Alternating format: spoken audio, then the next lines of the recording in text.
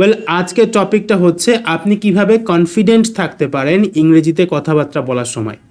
এটার সলিউশন হচ্ছে আপনি আমার কাছে আসবেন, আমি আপনাকে একটা তাবিজ লিখে দিব। ওই তাবিজের ভিতরে ম্যাজিক থাকবে, ওই ম্যাজিকটা আপনি বালিশের নিচে দিয়ে ঘুমাবেন।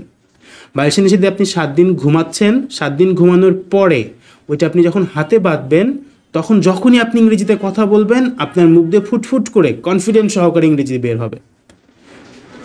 কি ভাবছেন যে আমি পাগলের প্রলাপ করছি? তো আসলে আপনারা এই ধরনের সলিউশনই চান সবসময়, যে আমি টিচারের কাছে যাব, আমি ভাইয়ের কাছে যাব, ভাই একটা সলিউশন দিবে, ওইটা আমি খাবো, হয়ে যাবে। কনফিডেন্স আসলে কীভাবে বিল্ড আপ হয়? প্রথমত আমাদের কনফিডেন্সটা কেন দরকার দেখেন, আপনারা যারা প্রফেশনাল আছেন, আমি অনেক বছর যাবৎ প্রফেশনালদের নিয়ে কাজ করছি। প্রফেশনালরা ইংরেজিতে কথা বলার সময় কী কী ধরনের সমস্যা ফেস করছে, ইভেন স্টুডেন্টসরাও কী কী ধরনের সমস্যা ফেস করছে। প্রথমটা হচ্ছে যে তারা একটা ভয় কাজ করে তাদের ভিতরে, তারা একটা রেকগনিশন চায় যে আমি ভালো ইংরেজি পারি। আপনি ভালো পারেন না, আপনি ভুল বলবেন, ঠিক আছে। বাংলাদেশের বেশিরভাগ লোকজন ইংরেজি ভালো বলতে পারে না, তারা ভুল করে। সো আপনিও ভুল করেন, এখানে ভুল করব, কি হবে, মানুষ হাসবে, এই চিন্তাটা হচ্ছে আপনাদের কনফিডেন্স লো করে দেওয়ার সবচেয়ে প্রথম রিজন। যে আপনি চিন্তা করছেন কি হবে, আমার কি হবে, আমি তো বলতে পারতেছি না, আমার যদি ভুল হয়ে যায় সে কি চিন্তা করবে। এইটা যখন আপনি ফেলে দিচ্ছেন তখন আপনার অর্ধেক কাজ হয়ে গেছে। প্রথম কাজটা হচ্ছে এই যে রেকগনিশনের যে বিষয়টা আছে, যে তারা আমাকে কিভাবে রেকগনাইজ করবে, তারা আমাকে কিভাবে মূল্যায়ন করবে, এই জিনিসটা আপনি প্রথমত বাদ দিয়ে দিলেন। আপনি ভুল বলেন, ঠিক বলেন, আপনি বলতে থাকেন। আমার প্রথম দিককার একজন স্টুডেন্ট রাসেল ভাই, এখন কি অবস্থায় আছে আমি জানি না।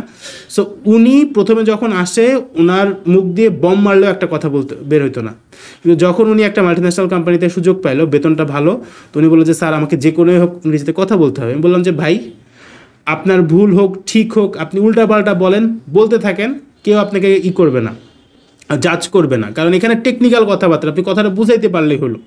সো ওই জন্য উনি ওইভাবে শুরু করলো। ওনার কথাবার্তা আলহামদুলিল্লাহ 2-3 মাসের ভিতরেও উনি ওনার কাজকর্মের যে কথাবার্তাগুলো আছে সুন্দর মতো বলতে পারে। সো এই জন্য প্রথম জিনিসটা হচ্ছে আপনাকে কেটে ফেলতে হবে কোনটা, যে কে কী চিন্তা করবে, এই জিনিসটা আপনি ঝেড়ে ফেলবেন। সেকেন্ডলি আসি যে এখন কনফিডেন্সটা আপনি কীভাবে বিল্ড করবেন। কনফিডেন্সটা বিল্ড আপ করার দুইটাই ওয়ে। একটা হচ্ছে আপনি রিয়েল সিচুয়েশনে বারবার পড়ছেন, যেমন আপনি একটা মিটিংয়ে বারবার যাচ্ছেন, ধাক্কা খেতে খেতে আপনি শিখছেন। আর একটা হচ্ছে আপনি আগে থেকে প্রিপারেশন নিয়ে নিয়েছেন, এবার যে আপনি পারফর্ম করছেন। সো এই দুইটার ভিতর থেকে আপনি কোনটা যাচ্ছেন? একটা হচ্ছে কঠিন, যেখানে আপনি অনেক সময় লাগবে, আপনি ধাক্কা খাবেন শিখবেন, ধাক্কা খাবেন শিখবেন। আর একটা হচ্ছে আপনি আগে থেকে প্রিপারেশন নিচ্ছেন, 2-1বার ধাক্কা খাচ্ছেন, তারপরে পারছেন। রিয়েল কথা যদি আমি বলি, যে আপনি কেটে ফেললেন, আপনার কোনো চিন্তা ভাবনা নেই যে কে আপনাকে নিয়ে কী চিন্তা করছে, তারপরে আপনি আপনার যে ধরনের কথাবার্তাগুলো বলা প্রয়োজন হয় ওইগুলো নিয়ে প্রিপারেশন নিচ্ছেন। সলিড কথা, কোনো ফ্রেমওয়ার্ক না। দেখেন, আপনি একজন সাপোজ আরএমজি, আমার কাছে সবচেয়ে বেশি স্টুডেন্ট আসে আরএমজি সেক্টরের মার্চেন্ডাইজার, আপনার ব্যাংকিং সেক্টরের লোক আসে, কমপ্লায়েন্সের আসে, স্পেসিফিকলি আরএমজি সেক্টরের যারা মার্চেন্ডাইজার তারা বেশি আসে। সো এক্ষেত্রে তাদের প্রয়োজনীয় জিনিসগুলো তাদেরকে প্রথমে আইডেন্টিফাই করতে হবে। আপনি একজন আরএমজি সেক্টরের মার্চেন্ডাইজার, আপনাকে ফরেন বায়ারদের সাথে কমিউনিকেট করতে হয়, কথা বলতে হয়। সো আপনি কি করলেন, আপনি এরকম একটা লিস্ট বানালেন যে আমাকে এই ধরনের ফোন কলগুলো রিসিভ করতে হচ্ছে ইংরেজিতে, এই ধরনের মিটিংয়ে অ্যাটেন্ড করতে হচ্ছে, আমাকে এই ধরনের প্রশ্নের উত্তর দিতে হচ্ছে। আপনার আইডেন্টিফিকেশন হয়ে গেল, দেখবেন 5-7টা টপিক হয়েছে। এবার ওইগুলোর ভোকাবুলারি অলরেডি আপনি জানেন, আপনি টেকনিক্যাল কাজকর্ম করছেন, আপনি জানেন। যদি না জেনে থাকেন তো সেক্ষেত্রে আইডেন্টিফাই করে আপনাকে শিখতে হবে, এবং তারপরে ওইগুলোকে আপনাকে প্র্যাকটিস করতে হবে। কীভাবে প্র্যাকটিস করতে পারেন? আপনি বাসায় নিজে নিজে প্র্যাকটিস করতে পারেন, আপনার কলিগের সাথে করতে পারেন, ডেমো সিচুয়েশন রেডি করে করতে পারেন। যে কোনো একটা জায়গায় আপনাকে ওই জিনিসগুলো কথা বলতে হবে।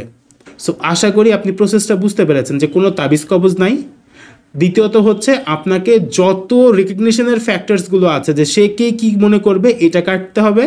তারপরে স্পেসিফিকেশন আইডেন্টিফাই করবেন যে এই জিনিসগুলো আমার স্পেসিফিকলি দরকার, আমি এগুলো নিয়ে প্র্যাকটিস করব, এবং তারপর এগুলোকে রিয়েল লাইফে বা ডেমো সিচুয়েশনে প্র্যাকটিস করা।